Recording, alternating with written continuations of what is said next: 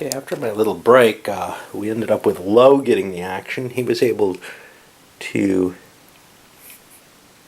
sail out, and I think I cheated and searched with him. I'll let it stand.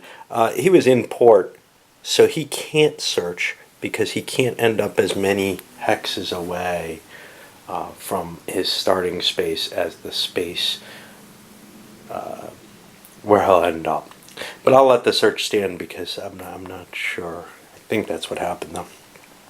Anyway, he found this doinky little Dutch ship and attacked it, getting his attack marker. He lost. Now, he needed a 10 or less to succeed in hitting it. He didn't. And this has to be this is like the flute or whatever. It's the type of, it's gotta be, I think. Oh, that's a sloop. See, it looks like it's got two masts, but it's not a schooner, I think. Well, maybe it is.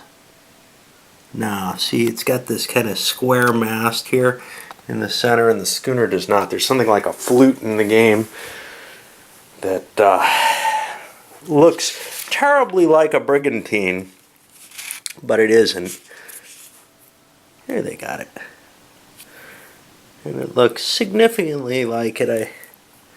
See, the brigantine actually has this kind of rear sail going out on the card, so it looks similar in a lot of ways. Anyway, whatever, I'm hoping I didn't cheat in taking the brigantine, not that that's an advantage. After that, I rolled for the 2 damage markers and ended up getting a 1. So I'm going to take casualties, and of course the casualty rules are going to be buried somewhere where they don't belong. As is everything in this game. I had them a moment ago. Luckily there's a picture you can find them by. That's the only way you can find them. A picture of the little damage markers. Somewhere. There we go. Yes, it's under the King's Commissioner rules. Alright, so I've got an injury, so what I do is I have to look up on the next card what the injury is. It's a healable wound. It's going to give me -2 to all ratings except cruelty, and it gives me a point of crew unrest. And I got to find one of these little things. And I've taken 2 points of damage on the ship and a wound. Now I have to go back and recover to get that wound back. I would like to capture this ship though to at least get my double cruelty and notoriety. So I'm going to stick around. It's pretty weak and I have a decent chance, but I've got some serious penalties on this guy. Kid managed to make a search here that was incredibly effective. He's found himself 3 merchants. Now he can only try to take 1 as a prize, so he'll pick the top one off the pile. But that does give him some chance of finding more merchants later in the game. He found a French. That'll add another attack marker. You pretty much almost always want to attack until maybe your little card is filled up with different countries. We're at 912. That gives me an 8 on that thing. I don't know what kind of ship that is, but it ain't anything big. And 11, it runs away. Okay, so we had a random event card. This is the first one I think we've had since the scurvy. That's important because every time a new random event happens, the scurvy ship takes another crew damage, crew unrest, chance of the captain becoming injured again. That means Maynard's getting weaker. And what we get is a new KC that activated, but this is on Kid's turn. Now that's going to... I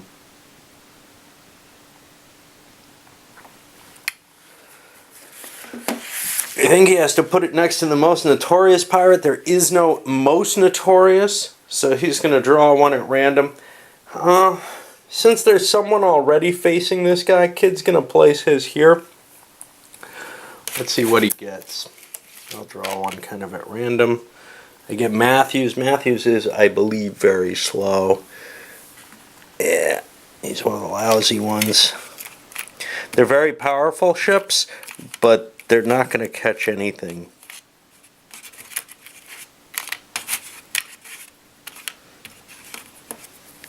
Now, what I have to do, you can see I put a number marker here. There's no way of indicating who owns which King's Commissioner. Putting a number marker next to the Commissioner is a way of helping to show that a particular a particular player owns a particular Commissioner. Alright, and we remembered to reshuffle the deck this time first. Which is important because some of the random event cards, like I think earthquakes happen on all the random event cards or something. So you won't get the random, you'll almost automatically be removing one of a particular type of random event if you forget to reshuffle, in addition to whatever may have passed through. Now, Kid faced a big ship which got away from him, but then he found another fairly big ship. He didn't capture it. He only rolled a 5 on it, which was sufficient. He took it as a prize. He took the booty, but he doesn't get to take the ship as a prize. He captured the ship, but it's damaged. But boy, he found a lot of rum on there or something. He's got a 2,000 doubloon hold. That's putting him now in the contention for being able to play, you know, the money game in this point. Another good haul, and he may be able to retire and win. Well, and put himself in the first place position. But something else happened. He drew a high enough hostage number, and here in the Caribbean it's easier. That totals to 6 plus 4 is 10. There's no ocean modifier here. So he gets a hostage, and at this point we have to figure out where the hostage is from. That's going to be the HP marker.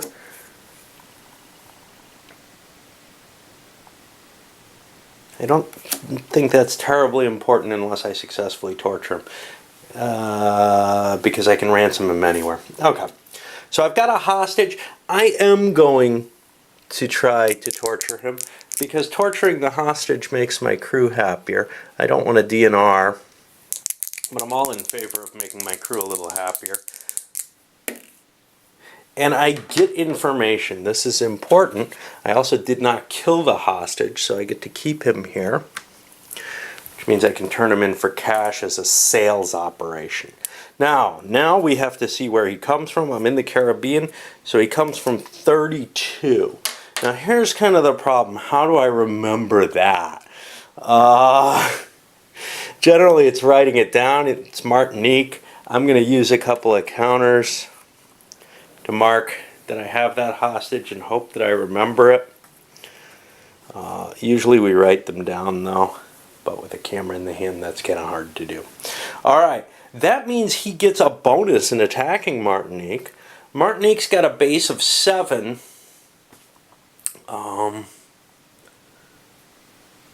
But having the added knowledge means it's only 1 die, so I actually have an advantage sneaking into Martinique. I could get some significant money from that. I've attacked the French already. So that is kind of a plan of mine, is to go in and attack Martinique. First I have to drop things off though, and my goal there is to head to the unknown. Oh no, that's a merchant. I thought that was a Portuguese port. Ooh, I gotta find a place where I can go. Port Royal is a possibility. This goes away, I've captured it. See, I have a lot of flags on there, French, Spanish, and Dutch. That means that I only really have the English here, unless there's a Portuguese port somewhere, which I don't think there is. So yeah. So Port Royal is a possibility. Other possibilities, of course, are the pirate havens. Not too interested in that. So I think I'll try to sell my goodies here, and then I'll set sail back to try to sack Martinique.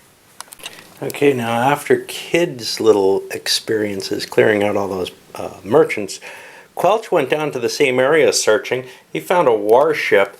Now he's essentially escaped that warship through evasion, so he gets 5 notoriety for that. I think I had an escape of a warship before. Not sure who did it, and I didn't record it, but that's okay. Then Lowe ended up taking out that little Dutch ship. Now, no big deal there. He only found some sand in the cargo. But he does get double notoriety for how cruel he was on capturing that ship. He must have done something really nasty. He doesn't get a bonus to its cruelty because he's only wounded. If you take a crippling wound, like losing an arm or something, your cruelty actually goes up by a point, which is kind of neat, but you also have penalties in your dueling abilities, which sucks. All right. And the question and the answers, and this is why I didn't touch on this, the notoriety gained from escaping a warship only comes when you actually leave the hex. They define escaping a warship in the questions and answers, deciding that it wasn't worth rewriting the rules at all to try to make them clear. Instead, they would add this big pile of questions, which are essentially errata when it comes down to it, but they didn't want to put errata. It's kind of like, hey, the rules don't tell me this. What should I do? Yeah, we should have written that. Nah, Avalon Hill doesn't like admitting that. They like saying, oh no, these are just clever questions that might be, slightly misconstrued or something. Yeah, bullshit. You can really see it in Struggle of Nations, where they ask, this seems a little odd. Yeah, that's an error. What? Okay. So anyway, what happened was Lowe got a move or draw a warship. He shifted some of these ships, but this one came in, and this one attempted to search for Quelch. Basically, things are getting really bad for the pirates in the Caribbean area.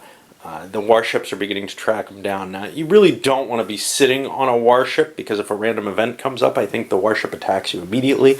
Not even sure you get an evasion roll. You probably do. But anyway, that means Quelch would not go up to a 10 because he hasn't successfully evaded this yet. Taylor, however, got some notoriety for his. When he leaves this space, this merchant disappears because he's attacked it already.